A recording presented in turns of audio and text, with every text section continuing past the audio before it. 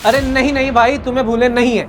हमें पता है कि आप सबको यही लग रहा है कि सर दिसंबर 2024 वाले स्टूडेंट्स के बारे में तो कोई सोच ही नहीं रहा है। हर कोई टीचर, हर कोई एकेडमी लगी है जून 2024 वाले बच्चों को पास कराने में। बट हमारे बारे में कौन सोचेगा? हमें भी तो पढ़ाई स्टार्ट करनी है। हमारे एग्जाम में भी सिर्फ और सिर्फ 8 महीने बचे हैं, तो हमें क्या पढ़ना है, कैसे पढ़ना है, कोई हमें बताएगा? हाँ जी बेटा, तो चिंता करने की जरूरत नहीं है। ग्रूमिंग एजुकेशन एकेडमी आपके लिए स्ट्रेटेजी लेके आया है कि last 8 month study plan to clear December 2024 attempt. जी हाँ,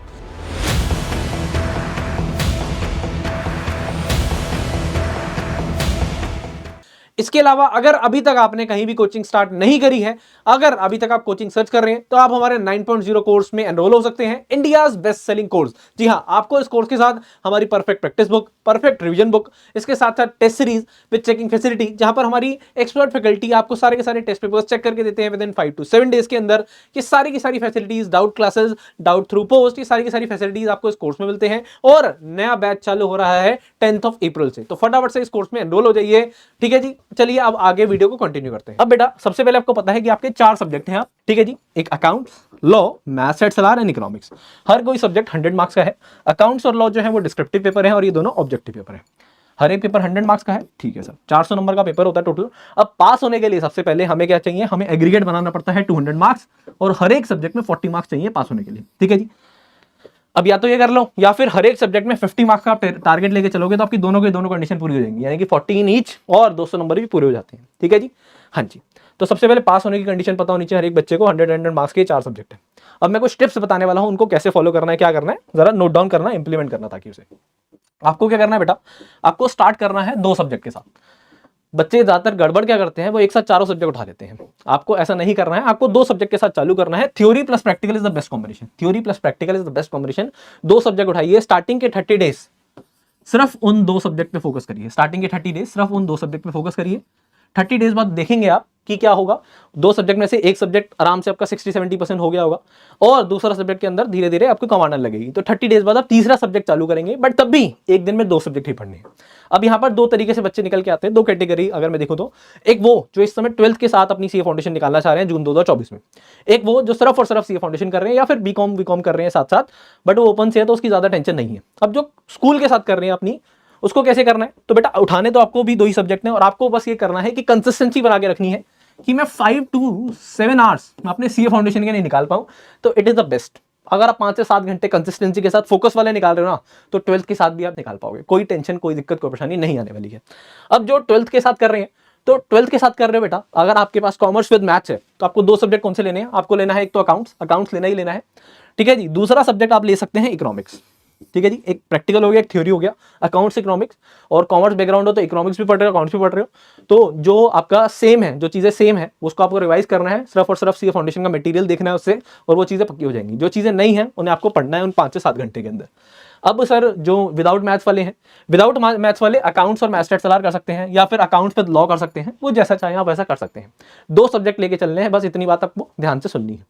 ठीक है जी, बाकी और जो सिर्फ और सिर्फ सीए फाउंडेशन कर रहे हैं, उनके लिए बेस्ट कॉम्बिनेशन रहता है अकाउंट्स एंड लॉ। ठीक है जी, अकाउंट्स एंड लॉ एक साथ बस क्या करना, जो मैं आपको बोलूंगा, लॉ और मैथ्स सलार एक साथ में उठाना, क्योंकि दोनों ही हैवी हो जाते हैं, दोनों में ही थोड़ी सी बच्चों को दिक्कत रहती है। तो आपको ये करना है। मैं आपको बताऊंगा बाकी किस सब्जेक्ट में क्या करना है, क्या नहीं करना है। सबसे पहले 2 सब्जेक्ट उठा लिए, स्टार्टिंग के 30 डेज सिर्फ 2 सब्जेक्ट के साथ फोकस करा। 12th वालों को क्या करना है और विदाउट 12th वालों को क्या करना है वो भी बता दिया।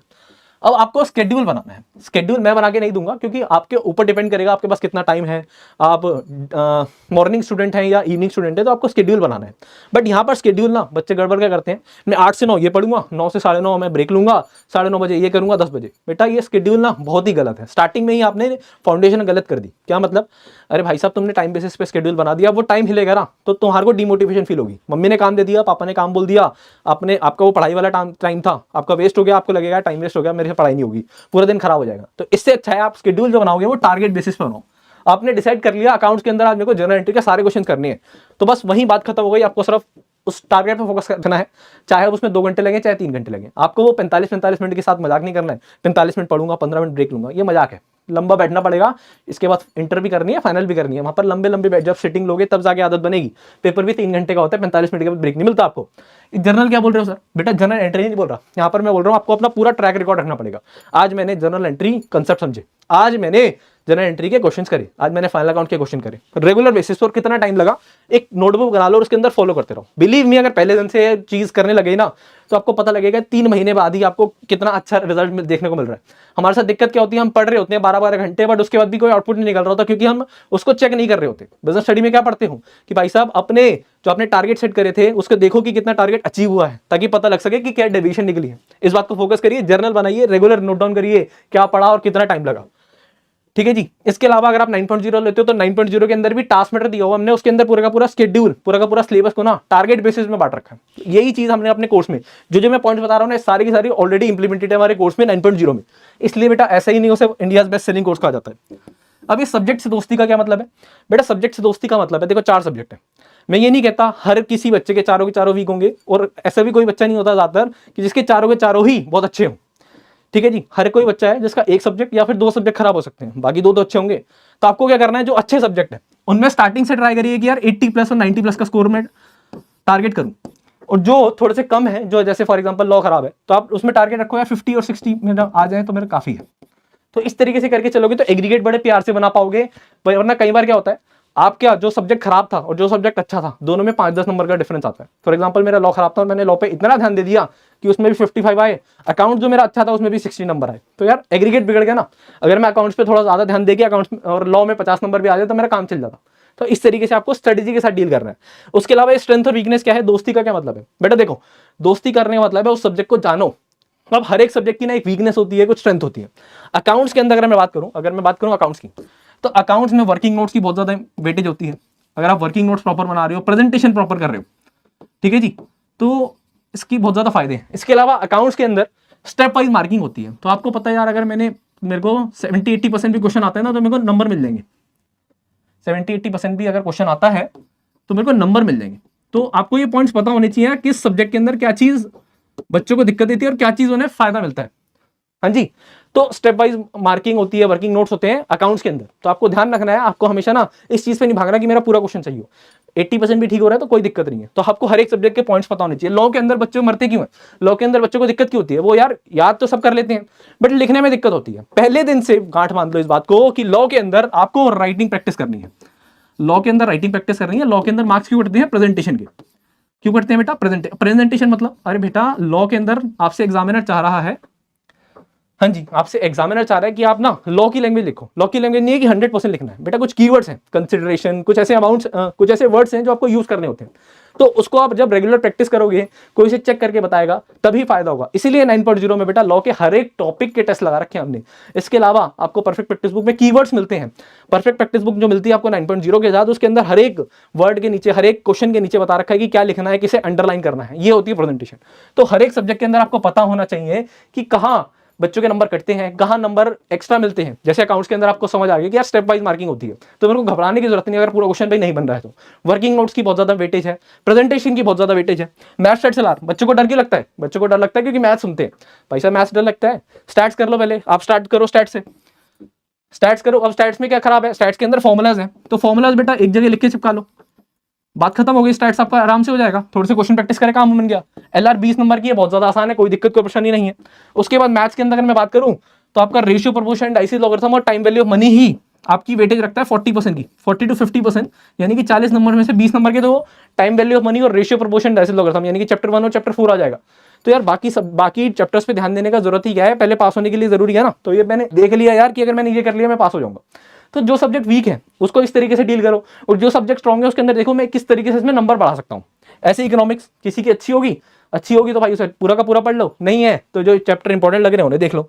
तो ऐसे सब्जेक्ट से दोस्ती करने का मतलब है, बहुत ज्यादा इंपॉर्टेंट पॉइंट है, इस बात को समझ लो। वरना आप भी सिर्फ और सिर्फ गधों की तरह दौड़ते रहोगे रेस में और फिर हार जाओगे। तो घोड़ों की तरह एक स्ट्रेटेजी बनानी पड़ेगी, समझे? चलिए, what you have to do. अब आपको करना क्या होता है बेटा? बेसिकली सिर्फ ऐसा नहीं है कि आप सीधा सीधा बैठ गए पढ़ने और पढ़ रहे हो, पूरे पूरे दिन आप कंसेप्ट समझ रहे हो, ऐसा नहीं है। आपको पता होना चाहिए कि मेरे को करना क्या है। आपको बेटा कंसेप्ट समझने होता है सबसे पहले। अकाउंट्स हो, चाहे लॉ हो, चाहे मैथ्स सलाह हो, चाहे इको हो, कुछ भी हो, चाहे इको हो, आपको क्या करना है? सबसे पहले कंसेप्ट समझने हैं। तो कंसेप्ट समझने का, उसके बाद क्वेश्चन प्रैक्टिस करनी होती है, उसके बाद टेस्ट देने होते हैं, रिवीजन करनी होती है टाइमली बेसिस पे। अब मैंने क्या करा है, आपके पूरे के पूरे 3 पार्ट्स में बांट दिए। First part is concept, second part is practice plus test, and third part is revision.